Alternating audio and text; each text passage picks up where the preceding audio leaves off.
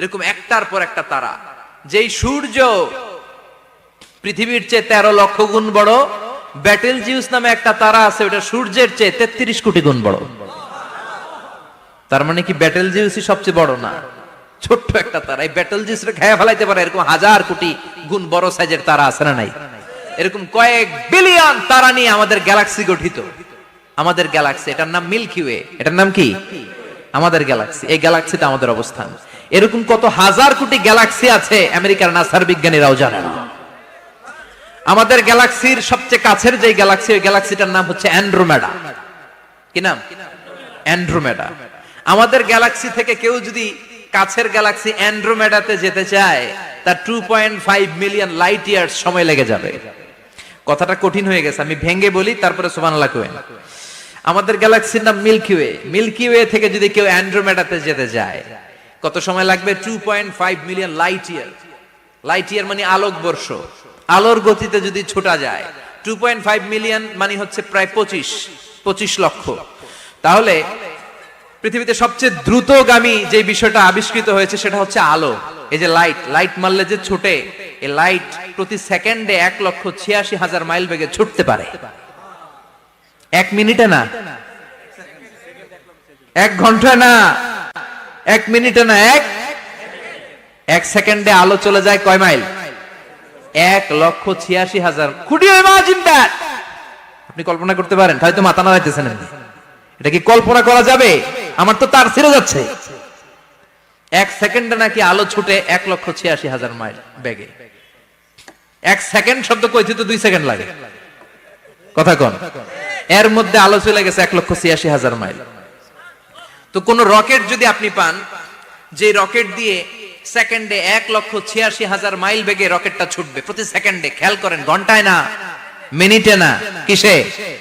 সেকেন্ডে। যে রকেটটা সেকেন্ডে 1,86,000 মাইল বেগে ছুটবে, ওই রকেটটা দিয়ে আমাদের গ্যালাক্সি থেকে আমাদের পাশের গ্যালাক্সি অ্যান্ড্রোমেডাতে পৌঁছতে আপনার 25 লক্ষ বছর লেগে যাবে। সুবহানাল্লাহ বাড়িতে গিয়ে বললেন। এরকম বিশাল বিশাল তারা দিয়ে আমাদের আকাশটারে বিউটিফাই করেছে কে? এজন্য আল্লাহ বললেন, ওয়ালাকাদ যায়্যানাস সামাআদ দুনিয়া বিমাসাবিহা ওয়া জাআলনাহা রুজুমান লিশ-শায়াতিন। আমি এই দুনিয়ার আকাশটারে সুন্দর সুন্দর তারকারাজি লাইটের মতো সেটিং করে সুশোভিত করেছি। আবার এই তারকা দিয়ে আমি শয়তানদেরকে প্রহারও করেছি। সুবহানাল্লাহ। শয়তানদেরকে আল্লাহ তারা মেরে আঘাত করে। সুবহানাল্লাহ বলেন। এরপরে এই সূরার প্রথম রুকুর শেষে আল্লাহ বললেন, ওয়াসিররু কাওলাকুম আও ইজহারু বিহি ইন্নাহু আলিমুম বিযাতিস সুদূর আলা ইয়ালামু মান খালাকা ওয়া হুয়াল লাতীফুল খাবীর। আল্লাহ বললেন, ওয়াসিররু কাওলাকুম, তোমরা যদি গোপনে কথা বলো, আও ইজহারু বিহি, কিংবা স্পষ্ট করে বলো, সব শুনে কে? আপনি যেমনি বলেন শুনবে কে? বলেনই নাই, শুধু মনে মনে ভাবছেন, শুনবে কে? সুবহানাল্লাহ কইবেন না? সাত আকাশের উপরে, আরশের উপরে তার অবস্থান, সাত জমিনের নিচে কোন গোপনতম প্রকোষ্ঠে, কোন ছোট্ট বাক্সের ভেতরে যদি কোনো পিপিলিকা নীরবে হেঁটে যায়, আল্লাহ বলে আমি ওই পিঁপড়ার হেঁটে চলার পায়ের আওয়াজটাও শুনতে পাই। এজন্য কেউ যেটা শোনে না, শুনে কে? এরপর আল্লাহ বললেন, হুয়াল্লাযী জাআলা লাকুমুল আরদা যালুলান ফামশু ফি মানাকিবিহা ওয়া কুলু মির রিজকি ওয়া ইলাইহিন নুশুর। সুবহানাল্লাহ বলেন। আল্লাহ ডেকে বললেন, গোলাম, তোমাদের জন্য জমিনটারে আমি বিছানা বানিয়েছি। আল্লাযী জাআলা লাকুমুল আরদা ফিরাশা, জমিনটারে বিছানা বানিয়েছে কে? এই বিছানার মতো সমতল জমিন দিয়ে তোমরা হেঁটে বেড়াও, চলে বেড়াও, হেলে দুলে পড়ার সুযোগ নাই, ঠিক কি না? এই যে মাইথার দিয়ার আজকের যে ময়দান, এটা যদি বিছানার মতো সমান না হইতো, বসতে পারতেন? কথা কোন? এই ময়দানের প্যান্ডেলের এদিক দিয়ে উঁচা, এদিক দিয়ে গর্ত, এদিক দিয়ে নিচা, এদিক দিয়ে খাড়া, কেমন হইতো? কথা কোন? কেউ আমারে দেখতো, কেউ দেখতো না, কেউ দাঁড়াইয়া, কেউ বৈশা, আছে না নাই? কিন্তু জমিনটারে সমতল বানালো কে? আপনি যদি বিমান থেকে যদি আপনি দেখেন, বিমানের গ্লাস দিয়ে, জানলা দিয়ে যদি আপনি নিচের দিকে তাকান, আপনি দেখবেন মনে হবে পুরো জমিনটাকে আল্লাহ সবুজ কার্পেট দিয়ে কার্পেটিং করে রেখেছে। এই সৌন্দর্য দিয়েছে কে? আবার রব্বুল আলামিন বলেন, জমিনটারে সমান দেখে, কার্পেটিং দেখে মনে করো না তোমরা বেঁচে গিয়েছো। আমার দেয়া বিধান আমার জমিনে যদি কায়েম করতে না পারো, এই কার্পেটিং করা জমিনের ভেতরে আযাব আছে না নাই? এই পুরো জমিনের ভেতরে আছে আগুন আর আগুন। আগ্নেয়গিরির অগ্নুৎপাত জ্বালামুখে বিস্ফোরণ করে দিয়ে গোটা বিশ্বটারে মুহূর্তে মেসাকার করে দিতে পারে কে? এজন্য আল্লাহ ডেকে বললেন, গোলাম আমিনতুম মান ফিস সামাই আন ইয়াখসিফা বিকুমুল আরদা ফাইযা হিয়া তামুর। তোমরা কি ভেবেছো নাকি বেঁচে যাবা? আমি চাইলেই পুরো জমিনটারে কাঁপিয়ে দিতে পারি। আইয়াখসিফা বিকুমুল আরদ, খাসাফ মানে ল্যান্ডস্লাইড। খাসাফ মানে কি? ল্যান্ডস্লাইড, ভূমিধস, ভূকম্পন, আর্থকোয়েক আছে না নাই? বাংলাদেশে তো ভূমিকম্প হয় না, না টের পাইছেন? মাঝে মাঝে মাঝরাতে হয় না?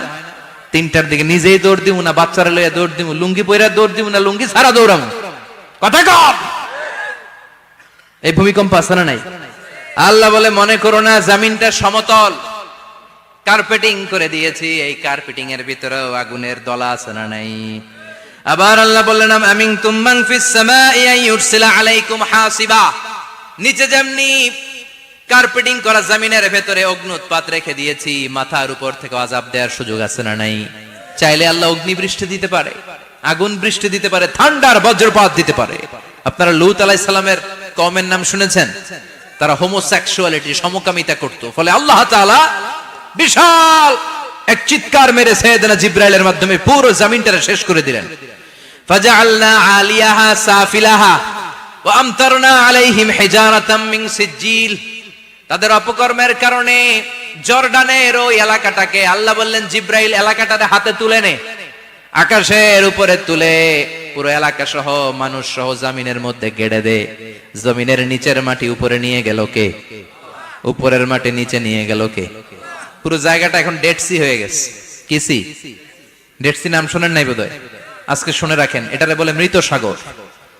এটা গজবের জায়গা, ওখানে মানুষও ডুবে না।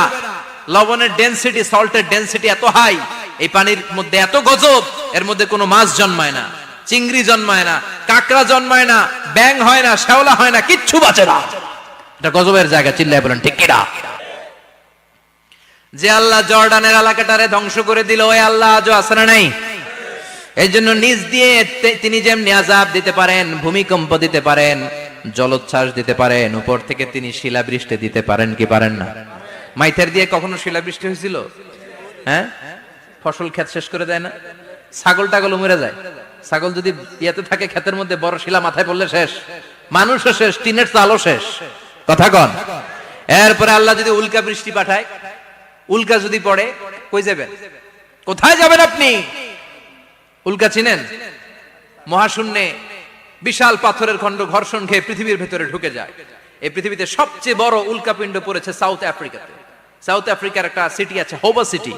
এই হোবা শহরে 60 মেট্রিক টন ওজনের একটা উল্কা পড়েছিল, যেখানে পড়েছে পুরো জায়গাটা বিশাল খাদ হয়ে গিয়েছে।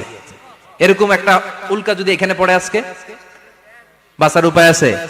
যে বিল্ডিং এ আমরা থাকি, রাতের বেলায় ঘুমাই আর ধুম্মা চলে ধুম দেখি রাতে, ওই বিল্ডিং এ যদি একটা পড়ে, কথা কন, ডান্স ক্লাব গুলার উপর যদি পড়ে, পতিতালয় যেগুলা আছে ওগুলা যদি পড়ে, যেই হোটেল গুলার মধ্যে আকাম কুকাম হয় ওইটার উপর যদি পড়ে, নাকি আল্লাহর এখন দেয়ার ক্ষমতা নাই?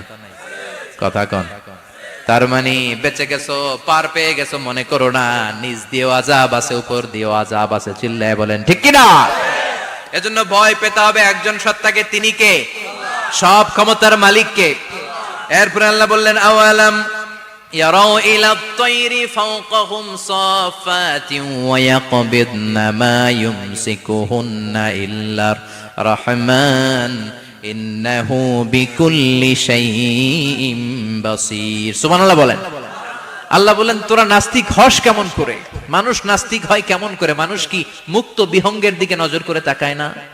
আকাশে মুক্ত বিহঙ্গ নাই? বিহঙ্গ বুঝছেন তো? পাখি। পাখির কথা কোরআনে বললো কে? সুবহানাল্লাহ কইবেন না? ওয়া আরসালা আলাইহিম তায়রান আবাবিল। আবার কাবা ভাঙতে এলে পাঠাওয়া বাবিল। দাও খোদা দাও আমায় আবার উমার দরজ দিল। দাও খোদা দাও আমায় আবার উমার দরজ দিল। সুবহানাল্লাহ পড়েন। এই যে আল্লাহ বললেন ওয়া আরসালা আলাইহিম, তারপর তায়রান আবাবিল। তায়ের মানে পাখি, তায়ের মানে কি? আবার জান্নাতে যারা যাবে তাদেরকে পাখির ভুনা গোশত খাওয়াবে কে? জান্নাতে যাওয়ার সাথে সাথে প্রথমে আল্লাহ আপনাদেরকে মেহমানদারি করবে মাছের কলিজা দিয়ে। খাইবেন? মাছের কলিজার কথা শুনে জিহ্বায় পানি আসছে নাকি? আউয়ালু তুআমিন ইয়াকুলুহু আহলুল জান্নাতি ফাজিয়াদাতু কাবিদিল হুদ। প্রথমে মাছের কলিজা, এরপরে পাখির ভুনা গোশত। তার মানে পাখির কথা কোরআনে আছে না নাই? আবার সাইয়েদনা সুলাইমান আলাইহিস সালামের একটা পাখি ছিল, এটার নাম কি ছিল? হুদহুদ পাখি। মাথার উপর দিয়ে চলতো, আর ওইটার চোখে জুমিং পাওয়ার আল্লাহ এত বেশি দিয়েছিল, এটা জমিনে নজর করলে বুঝতে পারতো কয় হাজার ফিট নিচে পানি আছে, পানিটা মিষ্টি না লবণাক্ত না কেমন, দেখে দেখে মুহূর্তের মধ্যে সাইয়েদনা সুলাইমানের কাছে সব তথ্য সরবরাহ করে দিত। কোন সুবহানাল্লাহ। এজন্য আল্লাহ বললেন নাস্তিকগুলো কি পাখির দিকে তাকায় না? এই পাখির দিকে তাকালে পাখির রব আল্লাহরে খুঁজে পাওয়া যায়। পাখির দিকে তাকালে, মুক্ত বিহঙ্গের দিকে তাকালে কেমন করে পাখিগুলো উড়ে যায়। এই পাখিগুলো আকাশে ধরে রাখে কে? মা ইউমসিকুহুন্না ইল্লার রহমান। ওই রহমান ছাড়া কেউ পাখিগুলোর শূন্যে ধরে রাখতে পারে না। কত শত আয়াতে যে আল্লাহ পাখির কথা বলেছেন হিসাব নাই, কত ধরনের পাখি যে আল্লাহ বানিয়েছেন কোনো হিসাব নাই। আপনারা ঘরে জিওগ্রাফিক্যাল চ্যানেলগুলো দেখেন? হ্যাঁ না জি বাংলা দেখেন? স্টার জলসা, কিরণমালা, কি দেখেন? জিওগ্রাফিক্যাল চ্যানেল দেখবেন। ওখানে দেখবেন একটা পাখি আল্লাহ তৈরি করেছে, পৃথিবীর সবচেয়ে ছোট পাখি, নাম হলো হামিং বার্ড। কি নাম? The smallest bird ever in the world. সবচেয়ে ছোট, এটা প্রাপ্তবয়স্কে 3 থেকে 5 ইঞ্চি লম্বা হয়। এটার পূর্ণ যৌবন এটা লম্বা কতদূর? 3 থেকে 5 ইঞ্চি। এটা প্রতি সেকেন্ডে ডানা ঝাপটাতে পারে 80 বার। কয়বার? আমাদের ডানা আছে না 2টা, আপনি আপনার ডানা 1 সেকেন্ডে কয়বার ঝাপটাতে পারবেন? হ্যাঁ, আমি ঝাপটাইলাম, কয়টা হয়েছে 1 সেকেন্ডে? হ্যাঁ, 3টা 4টা ঝাপটা দিতেই আমার সেকেন্ড শেষ। কিন্তু এই পাখিটা প্রতি সেকেন্ডে তার 2 পাখা ঝাপটায় কয়বার? পৃথিবীর সব পাখি সামনে ওড়ে, তো এই পাখি সামনে যেমনি ওড়ে, এট দ্য সেম টাইম এই পাখি পিছনের দিকে উঠতে পারে। সুবহানাল্লাহ। বাড়িতে যায় বললেন। ইউরোপের আল্পস পর্বতমালায় গুগল করবেন যে আজকে গুগলে লিখবেন যে আলপিন সুইফট একটা পাখি আছে। এই পাখিটা একবার যখন শূন্যে উড়াল দেয়, উড়ন্ত অবস্থায় এটা আকাশে 6 মাস থাকতে পারে। আকাশের মেঘের আপ থেকে পানি খায়, শূন্যে ভেসে বেড়ানো পোকামাকড় ধরে খেয়ে বেঁচে থাকে। 6 মাস পরে একবার জমিনে ল্যান্ড করে, নামে কয়েকদিন থেকে আবার উড়াল মারে, আবার উড়াল মারলে আবার 6 মাস। আলপিন সুইফট। আরেকটা পাখি আছে, অদ্ভুত পাখি, নাম হোমা বার্ড। এই হোমা বার্ড উড়ন্ত অবস্থায় ডিম পেড়ে দেয়, আর ওই ডিমটা জমিনে পড়ার আগেই মাঝখানে ডিম ফেটে বাচ্চা বেরোয়, বাচ্চা উঠতে শুরু করে দেয়। এই পাখিগুলোর কথা কোরআনে আছে না নাই? এজন্য আল্লাহ বললেন আওয়ালাম ইয়ারাউ ইলাত তাইরি ফাওকাহুম সাফাতিন ওয়া ইয়াকবিদনা মা ইউমসিকুহুন্না ইল্লার রহমান ইন্নাহু বিকুল্লি শাইইন বাসীর। আল্লাহ বললেন নাস্তিকগুলো কি পাখির দিকে নজর করে তাকায় না? পাখির দিকে নজর করে যদি তাকায় তখন পাখির রব আল্লাহরে খুঁজে পাবে। চিল্লায় বলেন ঠিক কিনা? পাখিকে আরবিতে বললে তয়ের। সবাই বলেন পাখির আরবি কি? বিমানের আরবিও তয়ের। পাখি আরবি যা, বিমান আরবিও। এই পাখি নিয়ে গবেষণা করে বিমান বানাইছে। সুবহানাল্লাহ কইবেন না? আমরা বানাই নাই, আমরা তো খোঁচাখুচিতে ব্যস্ত, আমরা আছি ফতুয়া নিয়ে ব্যস্ত। তুই 20 কারণে কাফের, তোর চাচা 90 কারণে কাফের। তোর চাচা মরলে যেই জায়গায় কবর দেয়া হবে, ওই কবরের মাটির উপরে যে ঘাস উঠবে, ওই ঘাস যে গরু খাবে, ওই গরুর দুধ যে খাবে, ও কাফের। আছে না নাই? খালি কাফের ফতুয়া দেয় ব্যস্ত। আমরা ফতুয়া নিয়ে রইলাম, আর ওরা সব আবিষ্কার করে ফেললো। উইলবার রাইট আর অরভিল রাইট, এই 2 ভাই 1903 সালে এই বিমান আবিষ্কার করেছে, এই আয়াতের উপর গবেষণা করে। আওয়ালাম ইয়ারাউ ইলাত তাইর। ওরা কি পাখি নিয়ে ভাবে না? আমাদের তো ভাবার সময় নেই, আমরা আছি মদ নিয়ে আর নারী নিয়ে আর জুয়াবাজি নিয়ে। চিল্লায় বলেন ঠিক কিনা? এমন অনেক মন্ত্রীদের হোটেল আছে যেখানে পতিতালয়ের আড্ডাখানা। চিল্লায় বলো ঠিক কিনা? মুসলমান রাজ মদ আর নারী নিয়ে ব্যস্ত, আর ইহুদি খ্রিস্টানরা আমাদের সব ঐতিহ্যকে ধারণ করেছে। উইলবার রাইট অরভিল রাইট গবেষণা শুরু করে দিল। পাহাড়ে শুয়ে শুয়ে 2 ভাই খালি পাখির ছবি আঁকে, কেমনে পাখিগুলো ডানা ঝাপটা মেরে ওঠে, কেমনে নামে। গবেষণা করতে করতে করতে প্লেন বানায় ফেললো 1903 সালে। আজ থেকে 100 বছর আগের স্টোরি শোনাচ্ছি আপনাদের। তখনকার বিমান এখনকার বিমানের মতো ছিল না। আপনি দেখবেন যে শুরুতে বিমান কেমন ছিল। শুরুতে ভাঙ্গা চূড়া দুইটা পাখা নিয়ে একটু উড়ে আবার ধপাস করে পড়ে, কিন্তু আশা হারায় নাই, আবার উড়ে ধপাস করে পড়ে। আমেরিকাতে সুবিধা করতে পারেনি। ফ্রান্সের এক কিং তাদেরকে ডোনেট করেছে বিপুল অঙ্কের টাকা দিয়ে। তারা প্রথম ফ্রান্সের একটা শহর থেকে আরেকটা শহরে পৃথিবীর প্রথম প্যাসেঞ্জার প্লেন নিরাপদে ল্যান্ড করেছে। মানুষের উড়ার স্বপ্ন সফল হতে শুরু করলো। এখন বিভিন্ন ধরনের বিমান একটার পর একটা শুরু হয়েছে। এই পৃথিবীর সবচাইতে দ্রুতগামী যে বিমানটা আগে ছিল নাম ছিল কনকর্ড, যাত্রীবাহী বিমান। এটার পরে এখন একটা বাইরে হইছে বোম সুপারসনিক। কি নাম? Bomb supersonic. এত স্পিডে চলে, এই মাত্র দেখলেন এদিকে, এরপর দেখবেন নাই ওইদিকে। সুবহানাল্লাহ পড়ে। কি বিশাল বিশাল ডবল ডেকার গুলো নিয়ে শূন্যে উড়াল দেয়। A3 এয়ার বোয়িং A380 বর্তমান পৃথিবীতে সবচেয়ে বড় প্যাসেঞ্জার বিমান। কার্গো বিমান তো এগুলোর 7-8 ডবল বড় হয়। I'm talking about the passenger plane A380। 525 জন যাত্রী নিয়ে এটা শূন্যে উড়াল দেয়। 525 জন যাত্রী, কেবিন ক্রু, পাইলট, বিমানের ওজন, খাবার দাবারের ওজন, ফুয়েলের ওজন, 525 জনের লাগেজ টাগেজের ওজন, এই সব নিয়ে শূন্যে উড়াল দেয়। সুবহানাল্লাহ কইবেন না? এই বিমান আবিষ্কারের আগ পর্যন্ত গোটা বিশ্বব্যাপী সব দেশে দেশে ছিল সেনাবাহিনী আর নৌবাহিনী। বিমান আবিষ্কার হওয়ার সাথে সাথেই শুরু হয়ে গেল বিমান বাহিনী, এয়ার ফোর্স, মিলিটারি। এখন বোম সুপারসনিক বানায়, এখন ড্রোন হামলা করে, এখন মিসাইল হামলা করে, এখন স্যাটেলাইট পাঠায়। আমরাও পাঠাইছি। কি নাম? Bangabandhu satellite. We launching the Bangabandhu satellite channel last year. আমরা বঙ্গবন্ধু স্যাটেলাইটও পাঠাইছি উপরে। সবকিছু পাখির উপর গবেষণা করে হয়েছে। চিৎকার করে বলেন ঠিক কি না? এজন্য আল্লাহ ডেকে বললেন, গোলাম ওরা কি পাখির দিকে তাকায় না? পাখির দিকে যদি নজর করে একটিবার তাকাতো, নাস্তিক আর নাস্তিক থাকতে পারতো না। এজন্য নাস্তিকদের জন্য সূরার ভেতরে ডোজ আছে, আই ওপেনার আছে। সর্বশেষ আল্লাহ একটা প্রশ্ন দিয়ে এই সূরাটা শেষ করলেন। প্রশ্নটা শুনবেন? শুনবেন সবাই? আল্লাহ বললেন, কুল আরাআইতুম ইন আসবাহা মাউকুম গাওরান ফামান ইয়াতিকুম বিমাইম মাইন। বলো দেখি সবে, শুকাইয়া যদি যায় এই পৃথিবীর পানি, তাহলে হেথায় তটনির ধারা কে দিবে সবারে আনি? কে দিবে আনি? একদিন সকালবেলা ঘুম থেকে উঠছেন, টয়লেটে যাবেন, মুখ ধুবেন, স্কুলে যাবেন, অফিসে যাবেন, কাজে যাবেন, যায় দেখেন টিউবওয়েল চাপতেছেন, পানি নাই। ট্যাপ ছাড়লেন, পানি নাই। চোখের মধ্যে ময়লা, নাকে ময়লা। টয়লেটে যাবেন, পানি নাই। পুকুরে নাইমা দেখেন পানি নাই।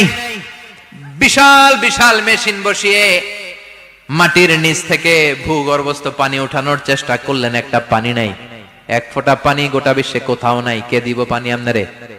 পানি সম্পদ মন্ত্রী দিব, ডোনাল্ড ট্রাম্প দিব, শেখ হাসিনা দিবে? কেউ দিতে পারবে? এক ফোঁটা পানি বানানোর ক্ষমতা আমাদের নয়। ঠিক কিনা? পানির বৈজ্ঞানিক নাম হচ্ছে H2O। কি নাম?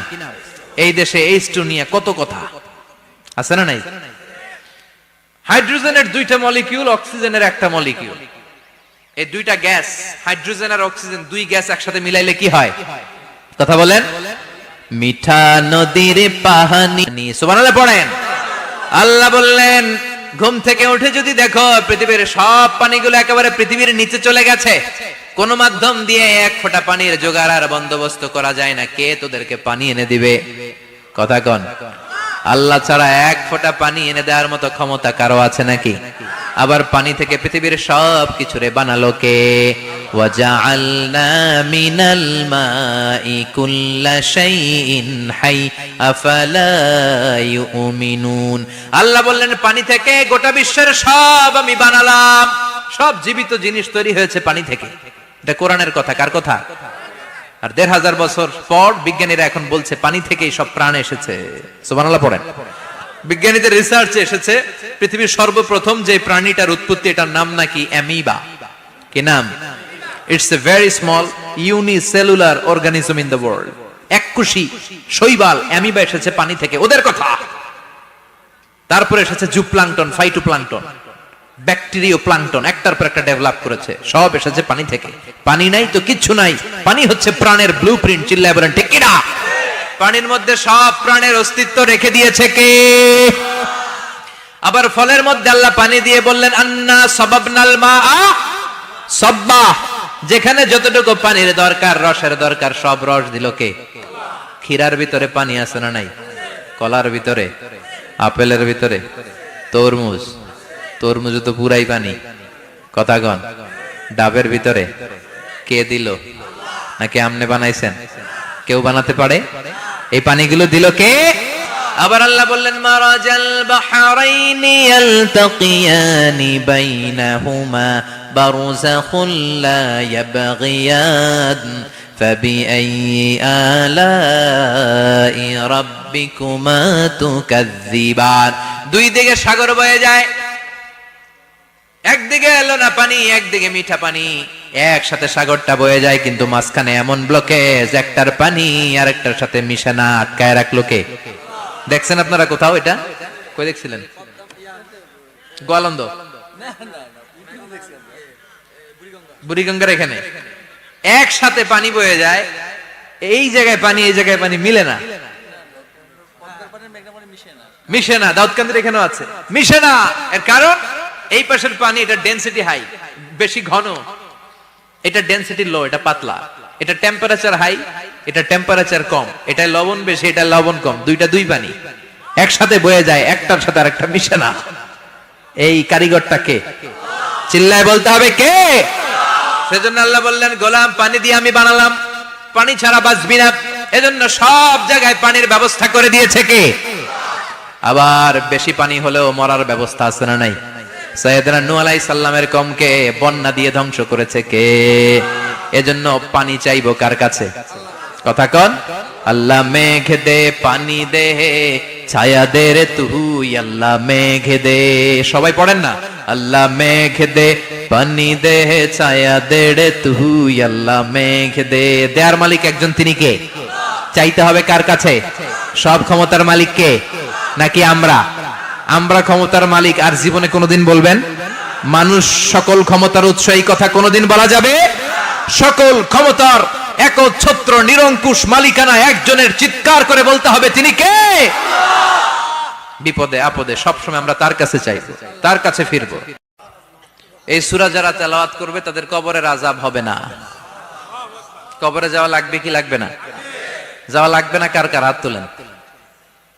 একজনও নাই। সবাই কবরে যাবেন। একদিন মাটির ভেতরে হবে ঘরে মন আমার, কেন বান্ধ দালান ঘর? প্রাণ পাখি উড়ে যাবে পিঞ্জর ছেড়ে, ধরা ধামে সবই রবে তুমি যাবে চলে। বন্ধু বান্ধব যত, মাতা পিতা দ্বারা সুত, সবই হবে তোমার পরে মন আমার, কেন বান্ধ দালান ঘর? একদিন মাটির ভেতরে হবে ঘরে মন আমার, কেন বান্ধ দালান ঘর? চিল্লায় বলেন ঠিক কিনা? যাওয়া লাগবে, কেউ বাঁচতে পারবে না। দাদা চলে গেল, বাবা চলে গেল, মামা চলে গেল, আমারও যাওয়া লাগবে। আরো সেলিব্রিটি চাই, আরো সম্পদের পাহাড় চাই। ব্যস্ত, আমরা মহা ব্যস্ত। এত ব্যস্ততা কিসের? স্টপ, থামেন, অনেক হয়েছে, আন না, বসেন, একটু ভাবেন। দাদা চলে গেল, বাবা চলে গেল, মামা চলে গেল, আমাকেও চলে যেতে হবে। মাঝে মাঝে কবরস্থানে যাবেন, যে একটু দেখবেন এই কবরস্থানে শিশুরা শুয়ে আছে, কিশোররা শুয়ে আছে, আপনার মতো তাগড়া যুবকরা শুয়ে আছে, ওদেরও রক্ত গরম ছিল আপনার মতো। আজ ওরা নাই, সব শেষ।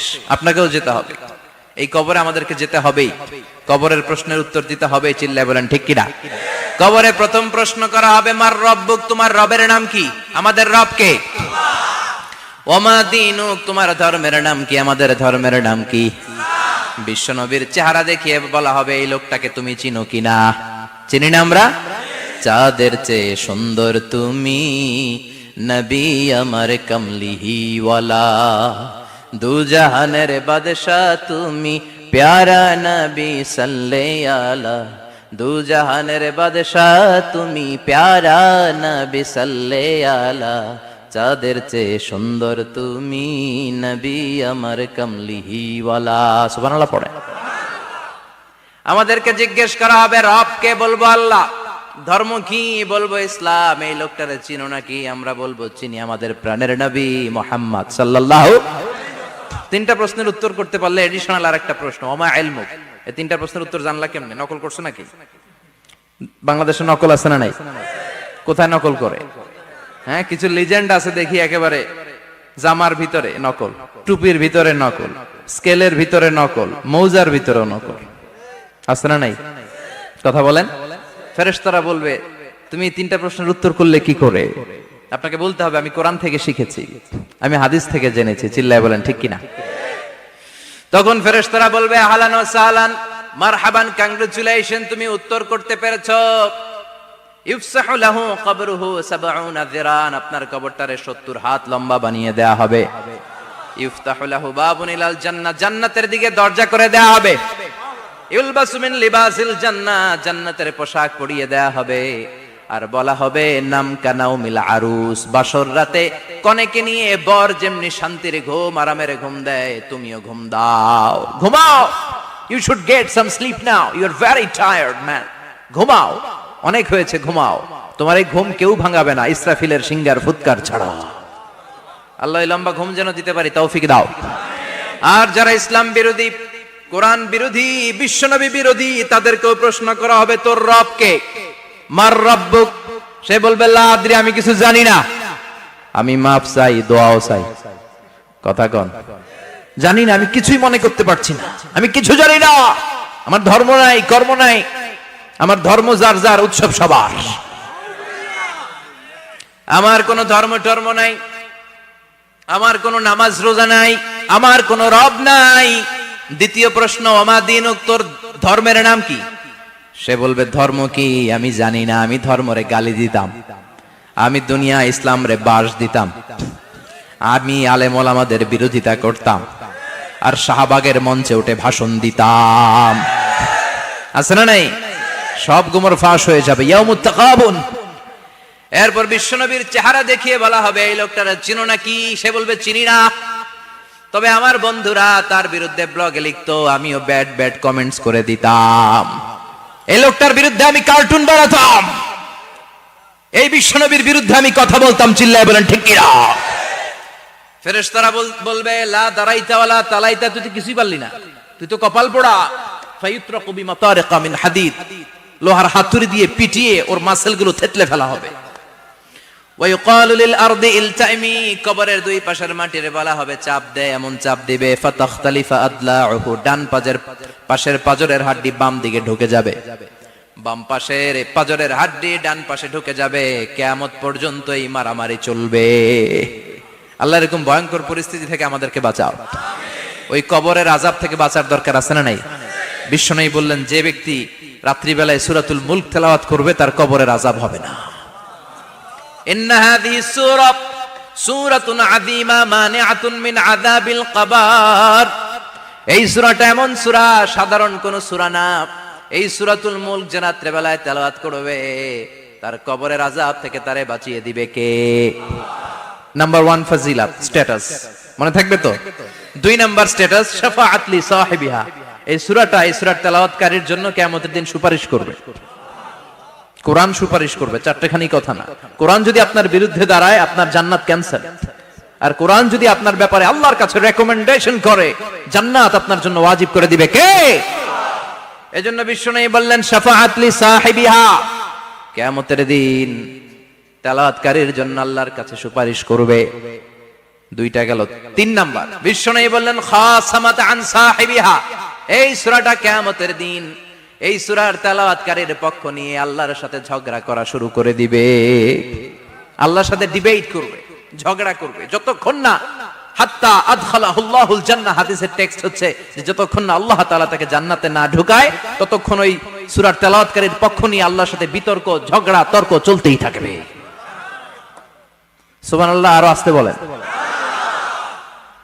আবার বিশ্বনবী বললেন মান ক্বারা বিহা ফি লাইলাতিন ফাকাদ আকসারা ওয়া আতওয়াবা, রাত্রি বেলায় এই সূরাটা যে তেলাওয়াত করবে পুরো রাত্রিটারে বরকতময় করে দিবে কে? এজন্য বিশ্বনবী আবদার করে, আবেদন করে আমাদের কাছে বলে গিয়েছেন, আমি চাই আমার প্রতিটা উম্মতের হৃদয়ে এই সূরাটা গাঁথা থাক। আমি চাই আমার প্রতিটা উম্মতের সিনার ভিতরে এই সূরার 30টা আয়াত গ্রথিত করা থাক। সুবহানাল্লাহ পড়েন। মাত্র 30টা আয়াত মুখস্থ করতে রাজি আছেন? এক মাসে কয়দিন? প্রতিদিন একটা করে আয়াত মুখস্থ করলে এই সূরা মুখস্থ করতে লাগবে কয়দিন? হ্যাঁ, হোমওয়ার্ক এটা আপনাদের বাড়ির কাজ, যেহেতু ক্লাসে হোমওয়ার্ক দেওয়া যায় না। আরবিতে বলে আল ওয়াজিব আল মানজিলি। আমি গতানুগতিক তাফসীর করি না, আমি সমাজের খুঁতগুলো ধরে ধরে ডিসকাশনের মতো আমি করি। বিভিন্ন জেলায় যে ওখানকার ইয়াংদের সাথেও বসি, কথা বলি, এটাই আমার তাফসীর, এটাই কোরআনের এক্সপ্লেনেশন এন্ড ইন্টারপ্রিটেশন। এতেই মানুষ উপকৃত হয় বেশি। চিল্লা এখন ঠিক কিনা? তো এটা আপনাদের বাড়ির কাজ, মাইথার দিয়া বাসীদের বাড়ির কাজ। হায়াতে আল্লাহ বাঁচায় রাখলে আবার কখনো দেখা হলে জিজ্ঞেস করবো যে মুল্ক মুখস্থ হয়েছে কিনা। কে কে মুখস্থ করবেন না হাত তোলেন। সবাই করবেন। এবার কে কে মুখস্থ করবেন হাত তুলে আমার না আল্লাহর দেখান। আল্লাহ তুমি কবুল করো। আরো জোরে পড়েন আমিন। হাত নামান। এই সূরাটা it's an eye opener for you. এটা আপনার চোখ খুলে দিবে। এই সূরাটা আপনার চোখকে খুলে দিবে, আপনার ঘুমন্ত বিবেককে জাগিয়ে তুলবে। স্রষ্টার ব্যাপারে আপনার যদি কোনো সাসপিশন থাকে, সন্দেহ থাকে, এই সন্দেহের পাহাড়কে ভেঙে এই সূরা চুরমার করে দিবে। চিল্লায় বলেন সুবহানাল্লাহ। আল্লাহ ডেকে বলে, গোলাম, কিছু কিছু নাস্তিক আছে আমারে খুঁজে পায় না। এরকম কপাল পোড়া নাদান নাস্তিক বাংলার জমিনেও আছে না নেই? এরা বলে আনসিন ইজ নাথিং, যেটা দেখা যায় না ওটা মানি না, বলে না? Do you see the air in the atmosphere? বাতাসে, বায়ুমণ্ডলে যে বাতাস ঘুরে বেড়ায়, এটা কি তুমি দেখো? তো মানো কেন? Why do you believe on that? Why do you believe on air? বাতাস বিশ্বাস করস কেন? কপাল পোড়া নাস্তিকরা বাতাস মানে না, কথা কন। Do you see the bad headache someone feel in his head and he's shouting? মাথার ব্যথায়, মাইগ্রেনের পেইনে যখন কেউ চিৎকার করে তার মাথার ব্যথা দেখা যায়। আমার এখন প্রচন্ড মাথা ব্যথা যদি হয়, আপনারা দেখতে পাচ্ছেন তো। নাস্তিকরা কি মাইগ্রেনের পেইন বিশ্বাস করে না? মাথা ব্যথা বিশ্বাস করে কি করে না? বাতাস বিশ্বাস করে কি করে না? কয় আনসিন ইজ নাথিং, যেটা দেখি না ওটা বিশ্বাস করি না, কপাল পোড়া। আল্লাহ ডেকে বলে, গোলাম আমার সৃষ্টির দিকে তাকা, আকাশের দিকে তাকা, বাতাসের দিকে তাকা, সাগরের দিকে তাকা। সাগরের মধ্যে আমি আল্লাহ আছি না নাই? বিশাল বড় বড় পাহাড়ের দিকে তাকা, ঝর্ণার দিকে তাকা, ঝর্ণার মধ্যে আমি আছি না নাই? ঝর্ণা ঝর্ণা ঝর্ণা রে, বলনা বলনা বলনা রে, কার বিরহে পাগল পাড়া তুই, কার মিলনে ফুল ফসলে ভরা রে তোর দুকুল বই, কার মিলনে ফুল ফসলে ভরা রে তোর দুকুল বই। ঝর্ণা ঝর্ণা ঝর্ণা রে, বলনা বলনা বলনা রে, কার বিরহে পাগল পাড়া তুই। সুবহানাল্লাহ পড়েন। আমাদের হাতে কোনো ক্ষমতা নাই, আমরা হলাম দুর্বল। আমরা কি? দুর্বলের ঘরের দুর্বল। আমরা যখন জন্মেছিলাম দুর্বল। আমার ছোট্ট একটা মেয়ে আছে, আমি অবাক হয়ে থাকি যে আমিও তাইলে ছোটবেলায় এরকম ছিলাম, না খাওয়ালে খেতে পারে না, পেশাব পায়খানা করে, ঘর নষ্ট করে, বমি করে, দাঁড়াতে পারে না, শুইতে পারে না, লালা পড়তে থাকে, ক্লিন করতে হয়, সব সময় তাকে আল্লাহর আদেশে দেহে ঢুকে, আল্লাহর আদেশে বের হয়ে যায়, ঠিক কিনা? এই যে ছোট্ট বাচ্চাটার দেহের ভিতরে যে রুহু ঢুকলো, কে দিল? 120 দিনের আগে মানব শিশুর দেহের ভিতরে কিন্তু রুহের ফুৎকার হয় না। সহিহ বুখারীর বর্ণনা 40 40 40, 340 কত? কথা বলেন। প্রথম 40 থাকে নুতফা, তারপরের 40 হয় আলাকা, তারপরের 40 হয় মুদগা, sperm drop, blood clot and then the little flesh. ছোট্ট নাপাক পানি ছিলাম, শুক্রাণু ছিলাম আমরা। কি ছিলাম? শুক্রও ছিলাম না, শুক্রাণু, শুক্রের অণু। এক ফোঁটা শুক্রের মধ্যে 20 কোটি অণু থাকে, ওই 20 কোটির একটা ছিলাম আমি আর আপনি। সুবহানাল্লাহ বাড়িতে গিয়ে বললেন। ডিম্ব আমরা ছিলাম না, আমরা ছিলাম ডিম্বাণু। ডিম্বের এই ডিম্বাণু আর শুক্রাণু দুইটা মিলে আল্লাহ আমাদেরকে বানায় ফেললেন জাইগট, সেখান থেকে এমব্রয়ো, তারপরে আস্তে আস্তে ইনিশিয়াল স্টেজ গুলো শেষে একটার পর একটা স্টেজ পার করে তিনি আমাদেরকে বানালেন আলাকা, সেখান থেকে মুদগা। আমাদের দেহের ভেতরে তিনি স্কেলিটন ভরে দিলেন, কঙ্কাল, মাথার স্কাল দিলেন, খুলি দিলেন, নাক কান গলা দিলেন, আমার রেসপিরেটরি সিস্টেম চালু করে দিলেন। কত ছোট ছিলাম আমি, ক্ষুদ্র ছিলাম আমি। ফালয়ানজুরিল ইনসানু মিম্মা খুলিকা, খুলিকা মিম্মা দাফিক।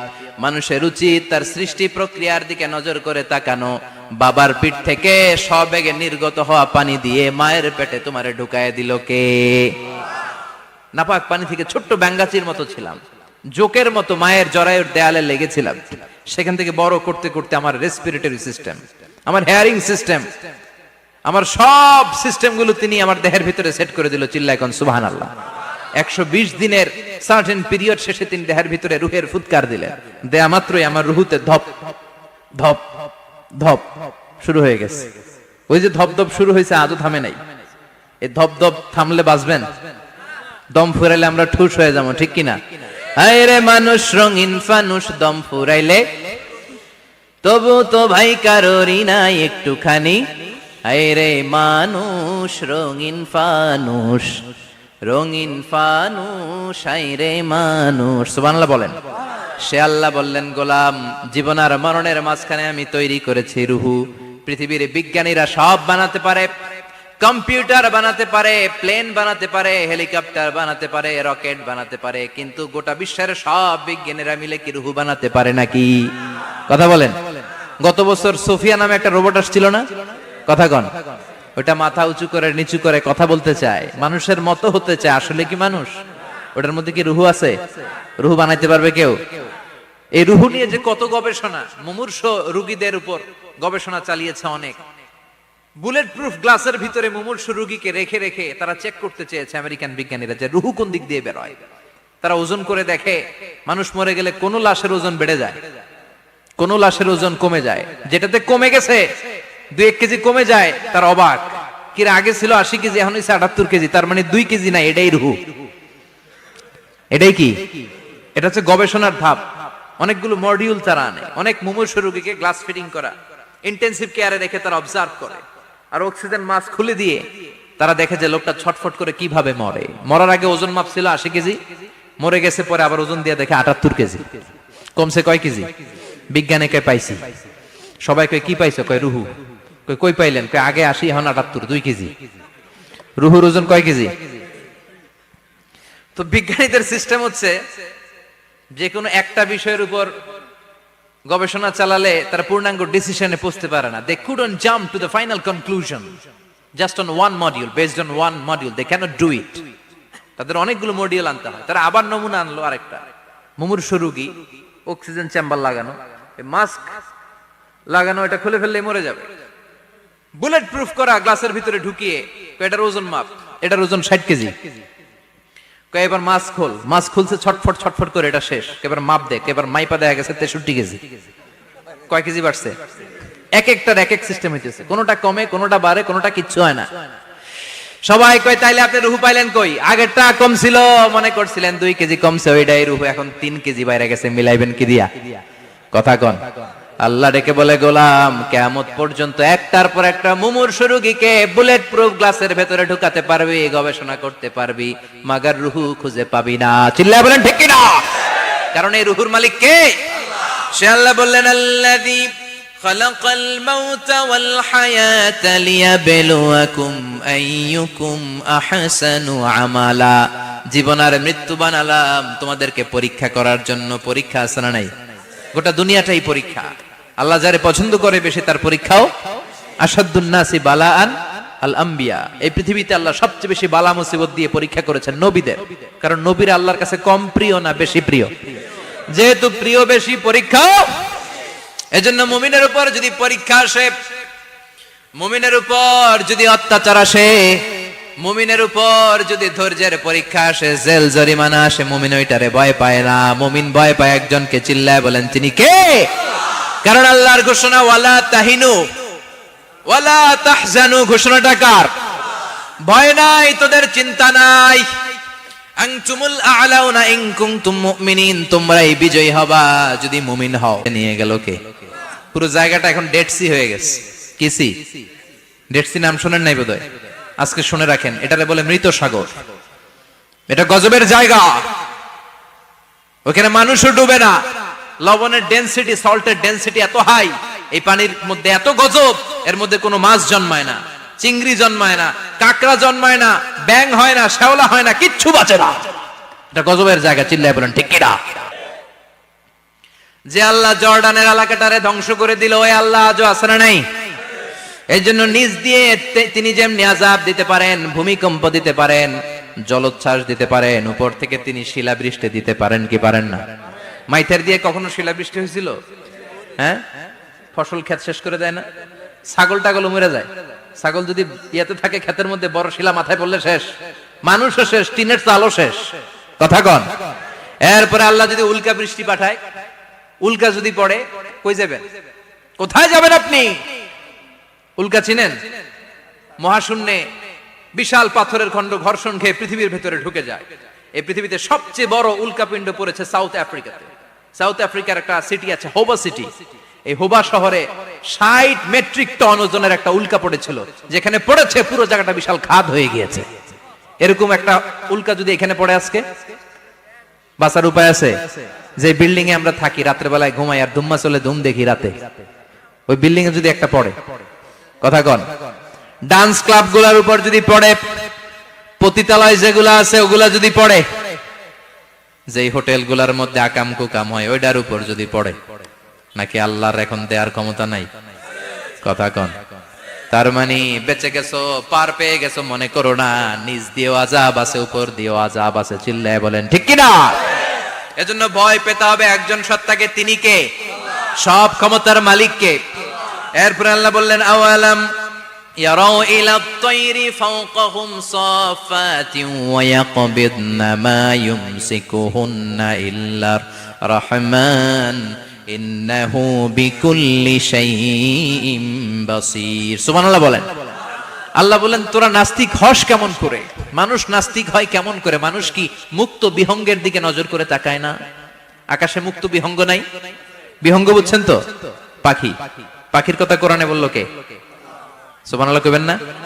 ওয়া আরসালা আলাইহিম তায়রান আবাবিল।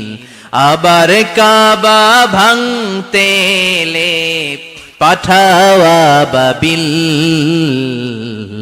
দাও খোদা দাও আমায় আবার উমর দরজ দিল। দাও খোদা দাও আমায় আবার উমর দরজ দিল। সুবহানাল্লাহ পড়েন।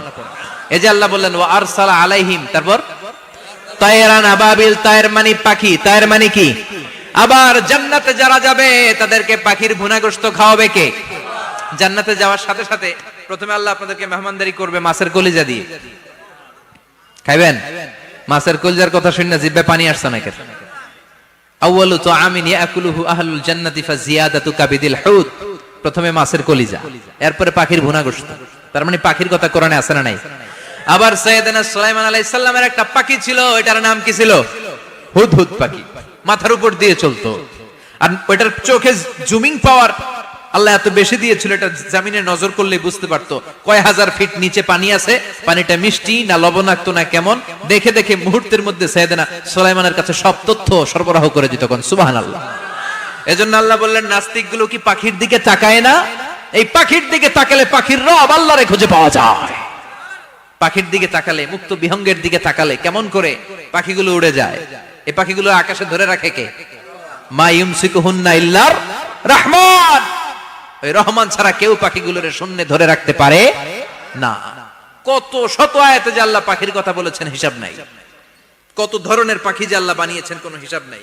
আপনারা ঘরে জিওগ্রাফিক্যাল চ্যানেলগুলো দেখেন? হ্যাঁ, না জি বাংলা দেখেন? স্টার জলসা, কিরণমালা, কি দেখেন? জিওগ্রাফিক্যাল চ্যানেল দেখবেন। ওখানে দেখবেন একটা পাখি আল্লাহ তৈরি করেছে, পৃথিবীর সবচেয়ে ছোট পাখি, নাম হলো হামিং বার্ড। কি নাম? The smallest bird ever in the world. সবচেয়ে ছোট। এটা প্রাপ্তবয়স্কে 3 থেকে 5 ইঞ্চি লম্বা হয়। এটার পূর্ণ যৌবন এটা লম্বা কতদূর? 3 থেকে 5 ইঞ্চি। এটা প্রতি সেকেন্ডে ডানা ঝাপটাতে পারে 80 বার। কয়বার? আমাদের ডানা আছে না 2টা? আপনি আপনার ডানা 1 সেকেন্ডে কয়বার ঝাপটাতে পারবেন? হ্যাঁ, আমি ঝাপটাইলাম, কয়টা হয়েছে 1 সেকেন্ডে? হ্যাঁ, 3টা 4টা ঝাপটা দিতেই আমার সেকেন্ড শেষ। কিন্তু এই পাখিটা প্রতি সেকেন্ডে তার 2 পাখা ঝাপটায় কয়বার? পৃথিবীর সব পাখি সামনে ওড়ে, তো এই পাখি সামনে যেমনি ওড়ে, এট দ্য সেম টাইম এই পাখি পিছনের দিকে উঠতে পারে। সুবহানাল্লাহ। বাড়িতে যাই বললেন ইউরোপের আল্পস পর্বতমালায় গুগল করবেন যে আজকে গুগলে লিখবেন যে আলপিন সুইফট একটা পাখি আছে। এই পাখিটা একবার যখন শূন্যে উড়াল দেয়, উড়ন্ত অবস্থায় এটা আকাশে 6 মাস থাকতে পারে। আকাশের মেঘের আপ থেকে পানি খায়, শূন্যে ভেসে বেড়ানো পোকামাকড় ধরে খেয়ে বেঁচে থাকে। 6 মাস পরে একবার জমিনে ল্যান্ড করে নামে কয়েকদিন থেকে আবার উড়াল মারে, আবার 6 মাস। আলপিন সুইফট। আরেকটা পাখি আছে, অদ্ভুত পাখি, নাম হোমা বার্ড। এই হোমা বার্ড উড়ন্ত অবস্থায় ডিম পেড়ে দেয়, আর ওই ডিমটা জমিনে পড়ার আগেই মাঝখানে ডিম ফেটে বাচ্চা বেরোয়, বাচ্চা উঠতে শুরু করে দেয়। এই পাখিগুলোর কথা কোরআনে আছে না নাই? এজন্য আল্লাহ বললেন আওয়ালাম ইয়ারাউ ইলাত তাইরি ফাওকাহুম সাফাতিন ওয়া ইয়াকবিদনা মা ইউমসিকুহুন্না ইল্লার রাহমান ইন্নাহু বিকুল্লি শাইইন বাসীর। আল্লাহ বললেন নাস্তিকগুলো কি পাখির দিকে নজর করে তাকায় না? পাখির দিকে নজর করে যদি তাকায় তখন পাখির রব আল্লাহরে খুঁজে পাবে। চিল্লায় বলেন ঠিক কিনা? পাখিকে আরবিতে বললে তয়ের। সবাই বলেন পাখির আরবি কি? বিমানের আরবিও তয়ের। পাখি আরবি যা, বিমান আরবিও। এই পাখি নিয়ে গবেষণা করে বিমান বানাইছে। সুবহানাল্লাহ কইবেন না? আমরা বানাই নাই, আমরা তো খোঁচাখুচিতে ব্যস্ত, আমরা আছি ফতুয়া নিয়ে ব্যস্ত। তুই 20 কারণে কাফের, তোর চাচা 90 কারণে কাফের। তোর চাচা মরলে যেই জায়গায় কবর দেয়া হবে, ওই কবরের মাটির উপরে যে ঘাস উঠবে, ওই ঘাস যে গরু খাবে, ওই গরুর দুধ যে খাবে, ও কাফের। আছে না নাই?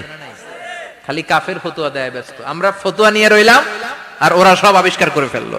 উইলবার রাইট আর অরভিল রাইট, এই দুই ভাই 1903 সালে এই বিমান আবিষ্কার করেছে এই আয়াতের উপর গবেষণা করে।